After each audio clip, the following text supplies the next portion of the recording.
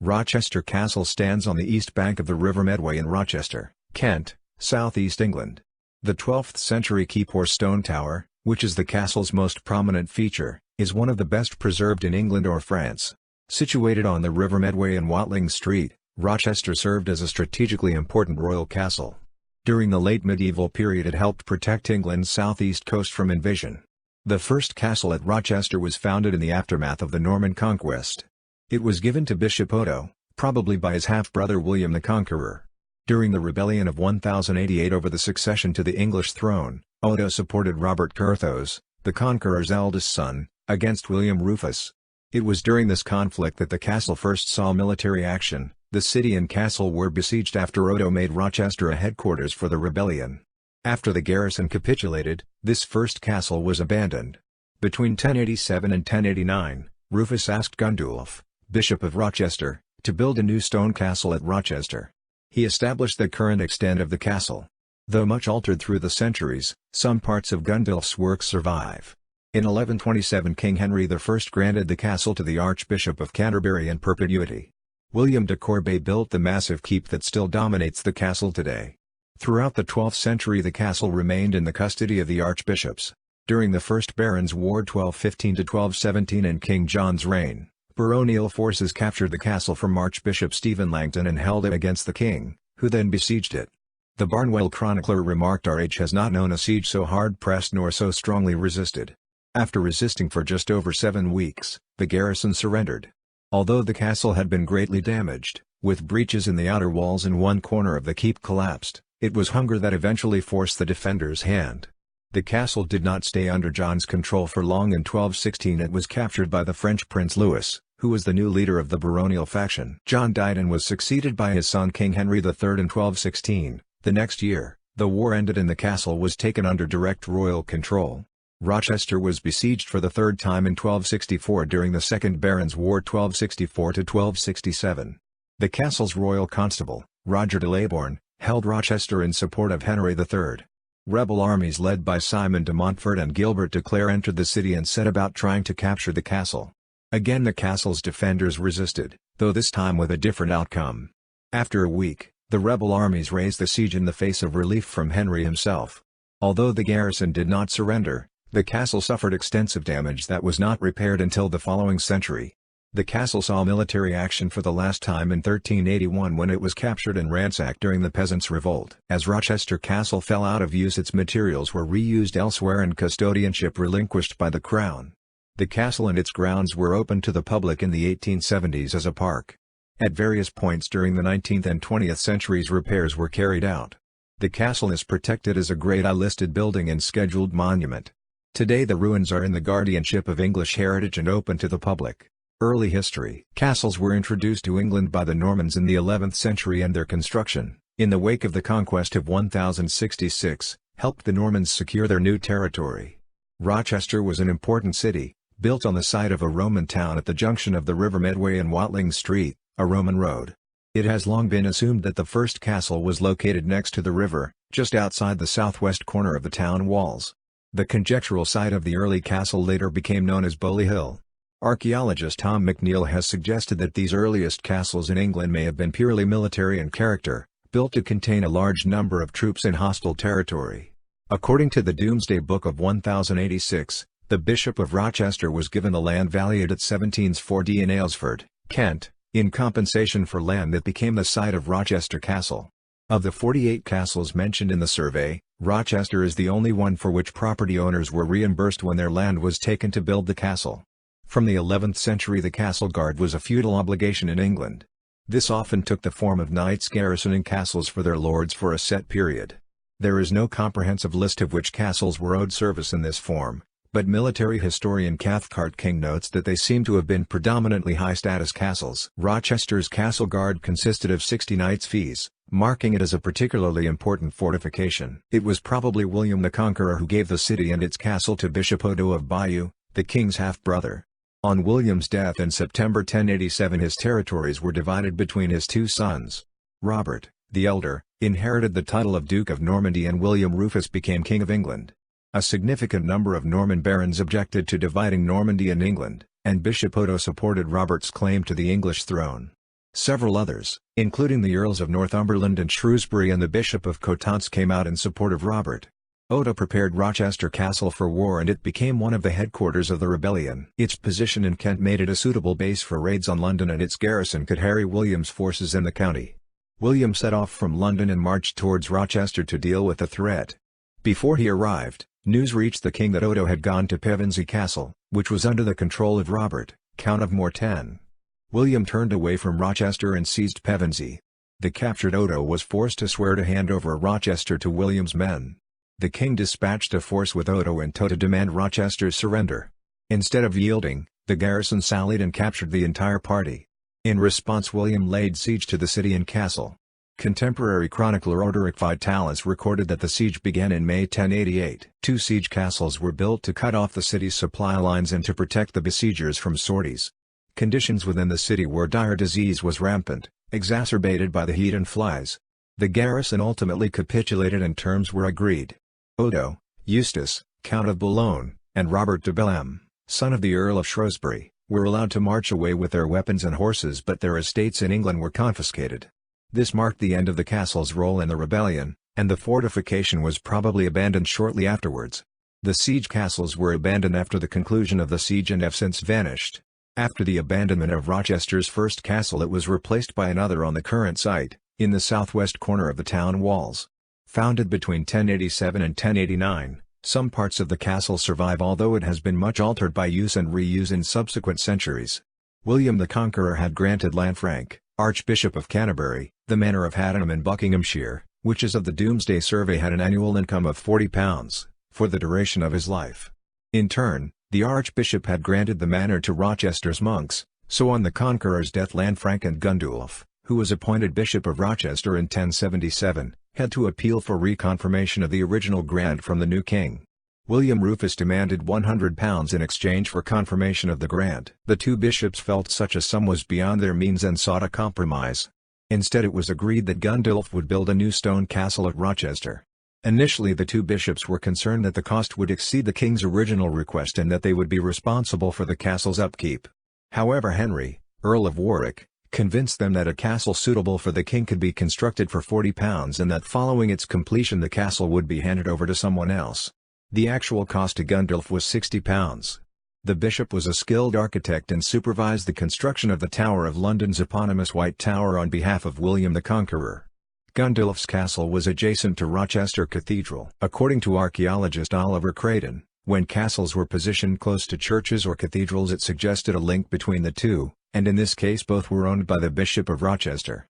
Often the same craftsmen and architects would work on these closely related buildings, leading to similarities in some of their features. Along with Durham and Old Sarum, Rochester is one of the best examples of a closely linked castle and religious building.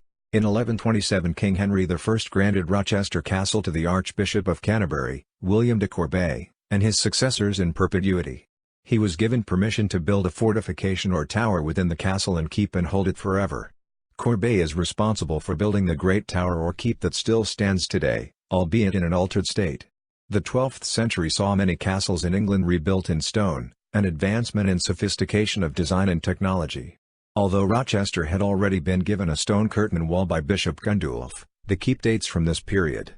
It visually dominated the rest of the castle, towering above its outer walls, and acted as a residence containing the castle's best accommodation. A sturdy fortification, it could also serve as a stronghold in the event of military action. Such was the importance of the keep as a symbol of Rochester. It was depicted on the town seal in the 13th century. Construction progressed at a rate of about 10 feet (3.0 meters) per year. It was probably finished before Corbet died in 1138 and definitely before 1141, when Robert, Earl of Gloucester, was imprisoned there during the anarchy of King Stephen's reign. It is likely that after the keep was built there was no further building activity in the 12th century, although the structure was maintained. Though held by the archbishops of Canterbury under the king, the monarch was still responsible for financially supporting the castle.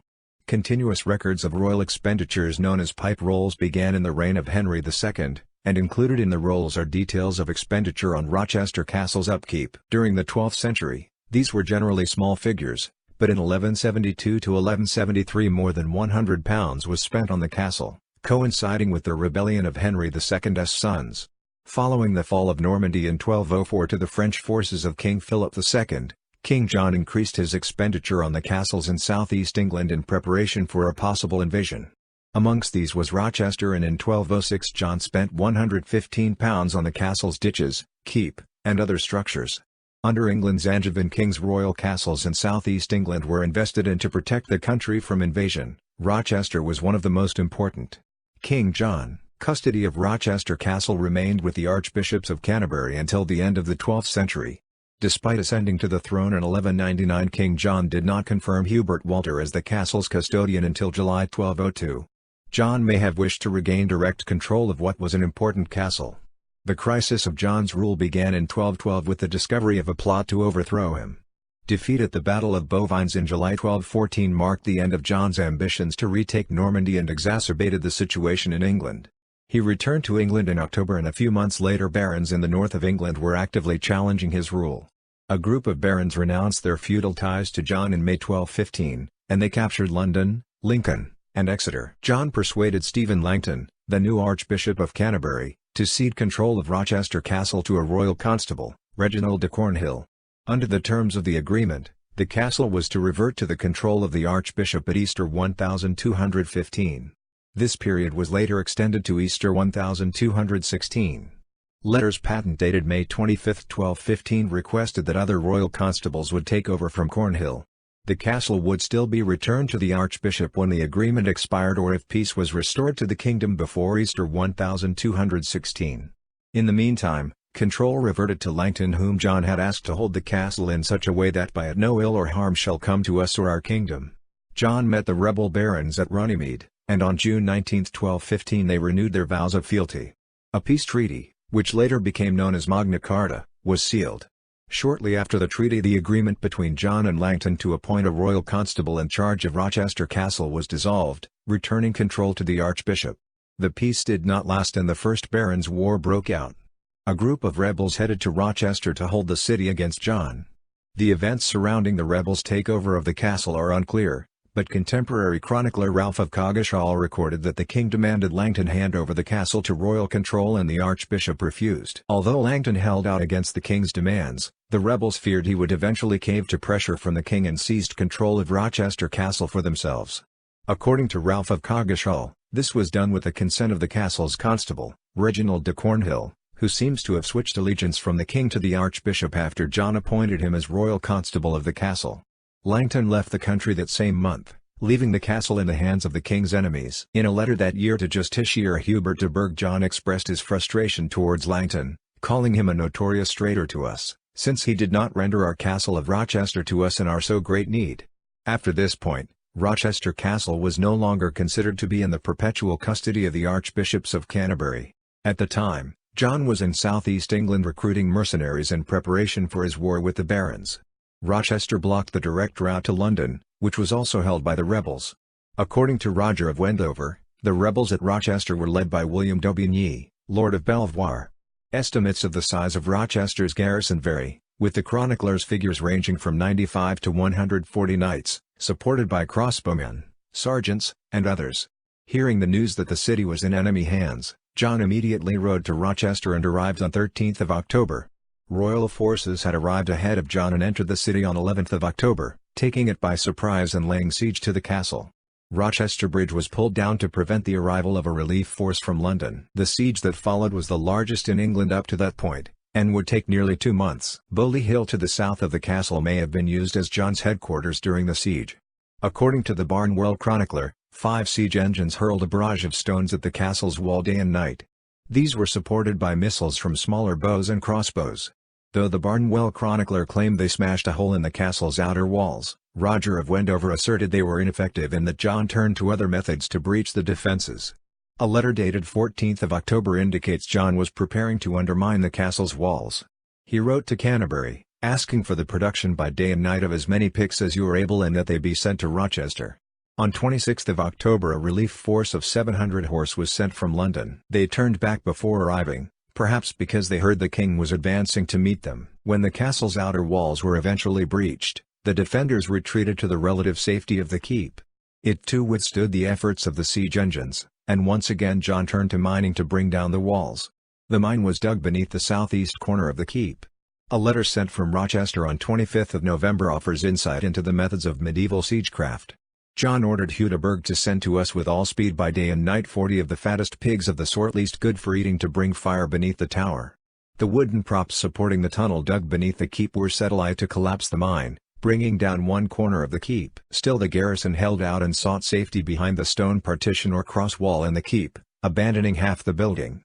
The Barnwell chronicler remarked that for such was the structure of the stronghold that a very strong wall separated the half that had fallen from the other. Conditions within the keep worsened by the day and the garrison were reduced to eating horse flesh. In an attempt to reduce the demand on limited provisions, some members were sent out of the keep, beginning with those least capable of fighting. Some sources record that they had their hands and feet amputated by the besiegers. On 30 November the garrison eventually surrendered and were taken captive. Initially John wanted to execute them all as was the custom of the time when a garrison had forced a long and bloody conflict.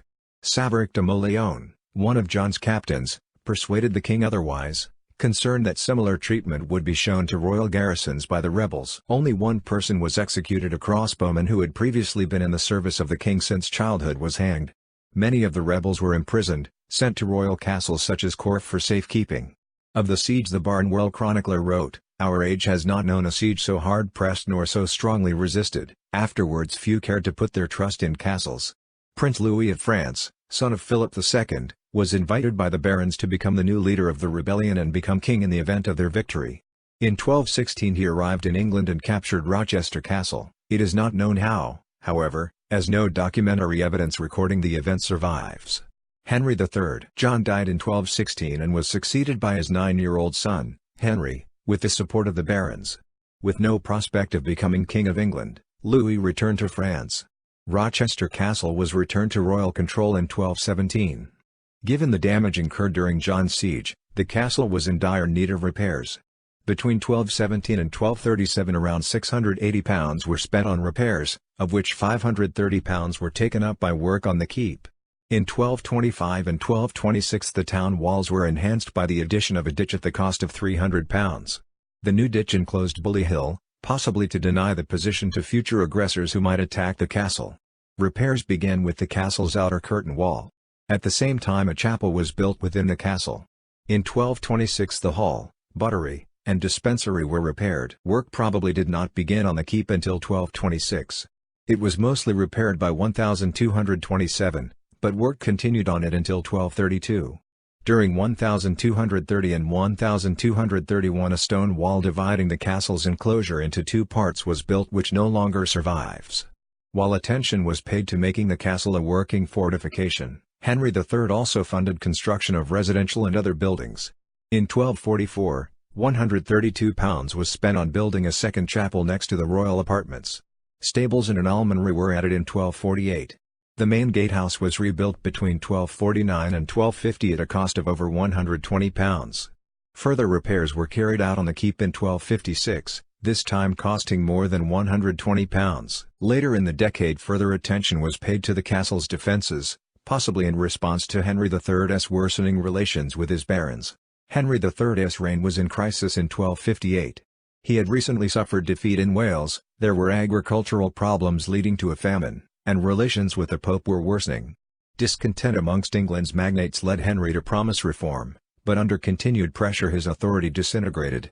A royal council of 15 magnates was formed in June that year, and the rule of the country transferred from the king to the council. With foreign help Henry's reign was restored in 1261 as the council were reluctant to start a civil war. Simon de Montfort, Earl of Leicester, raised a rebellion. In 1264 civil war broke out between those loyal to the king and the baronial forces led by de Montfort. Rochester's constable in 1264, Roger de Leybourne, held the castle in support of Henry. John de Warenne, Earl of Surrey, was the garrison's co-commander. A baronial army led by Gilbert de Clare, Earl of Hertford, laid siege to the castle on 17 April that year. Having marched from the Earl's Castle to Tunbridge the army attacked from the Rochester side of the river, either the south or west. While the army advanced towards the city the royalist garrison set alight the suburbs. The King's Hall within the castle was also burned down, although it is unclear why. An army under Simon de Montfort marched from London with the intention of attacking the city from another direction. The Earl's first two attempts to cross the Medway were fought back, but he was successful on 18th of April, Good Friday. The method used is uncertain, although it involved a fire ship. The smoke may have been used as cover for the rebels, or the ship may have been used to burn the bridge while the army traveled by water. In a coordinated attack that had been pre-arranged, the armies of de Montfort and de Clare attacked the city. They entered Rochester in the evening, and that night the cathedral was raided. The following day the rebels captured the castle's outer enclosure and the royal garrison retreated to the keep. Because the next day was Easter Sunday, there was no fighting, though hostilities resumed on the Monday. Siege engines were set up and targeted the keep.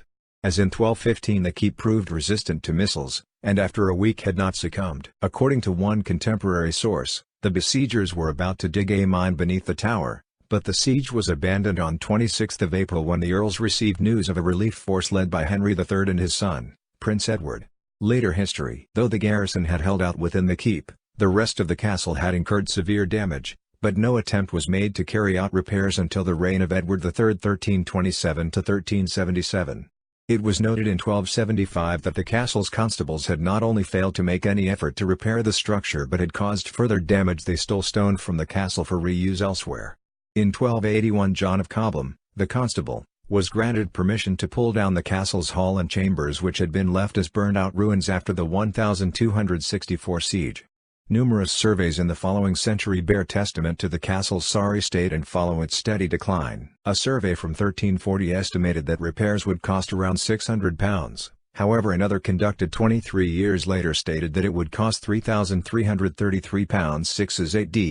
Natural weathering worsened the condition of the castle, and in 1362 a great wind damaged the structure. By 1369 few of the castle's buildings still stood. A keep, gatehouses, a hall, kitchen, and stable were all that survived, and even then in a state of ruin. Although it too was in desperate need of repair, the keep was still in use and was the center of the domestic life at the castle.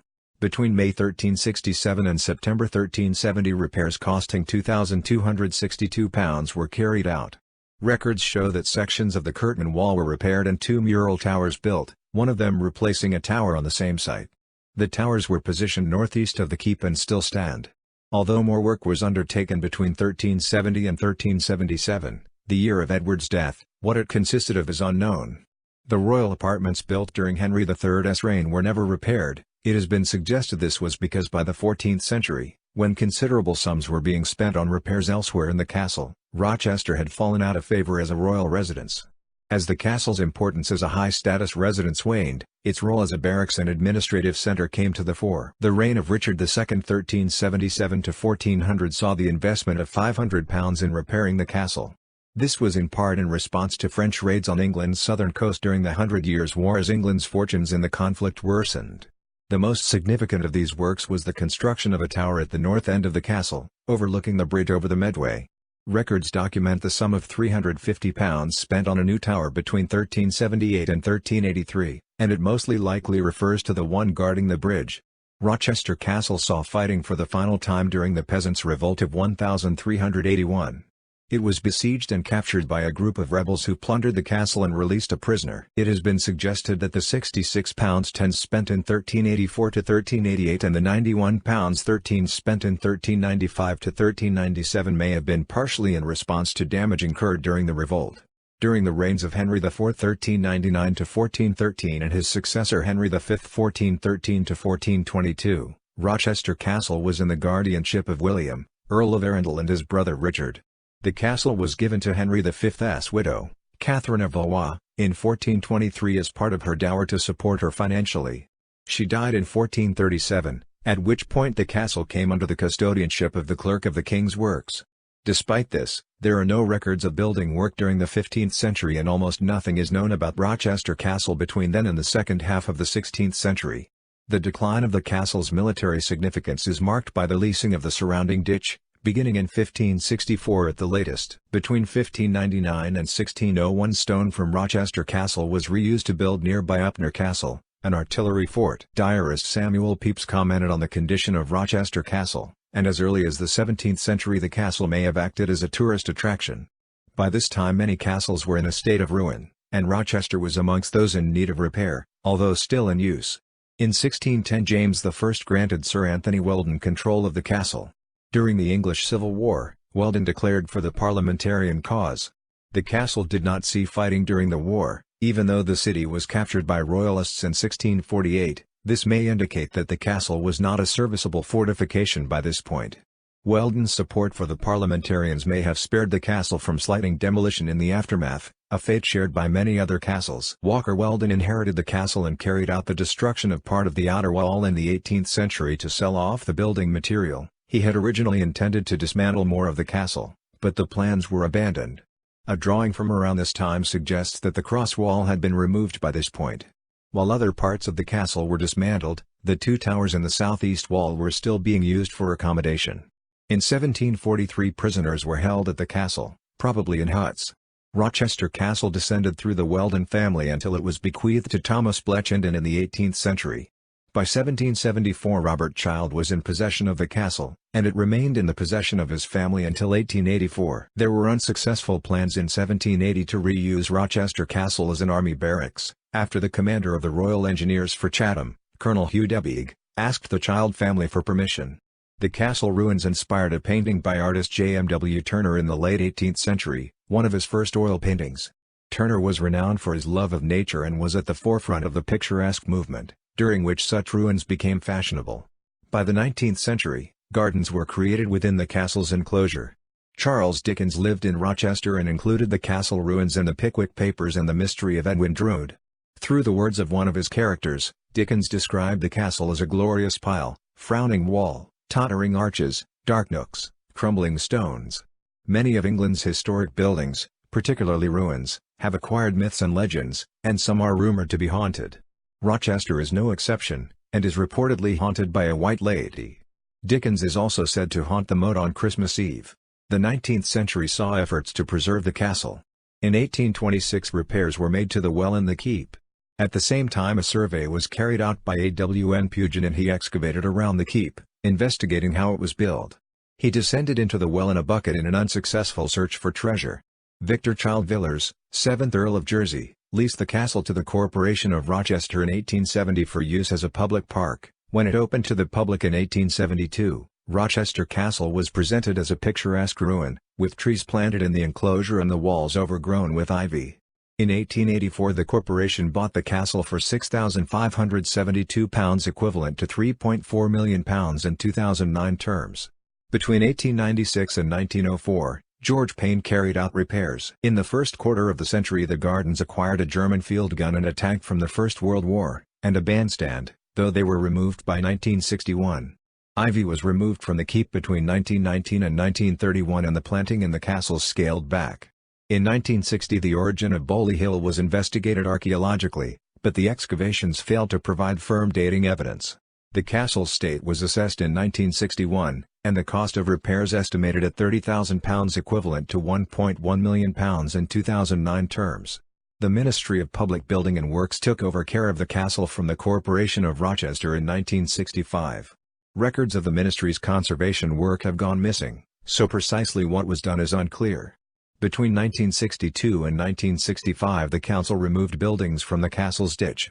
Guardianship transferred to English Heritage in 1984. Since 1995 the city of Rochester has been responsible for daily management of the castle. Descaling at the start of the 21st century contributed to the decay of the keep, and one of the mural towers was in need of maintenance. Due to the decayed state of the keep, public access is restricted and netting has been erected to protect visitors. The possibility of adding floors and a roof to the keep was discussed in the 1970s and 1990s, but there were concerns that a roof would change the climate within the building. The castle is a scheduled monument, a nationally important historic building and archaeological site which has been given protection against unauthorized change. It is also a Grade I listed building, and recognized as an internationally important structure. The castle is open to the public. Architecture. Little is known about the design of the first castle at Rochester as it has since vanished, and even the exact site is uncertain. It most likely took the form of a modern Bailey castle, with a mound and an outer enclosure defended by a timber palisade and earthen banks.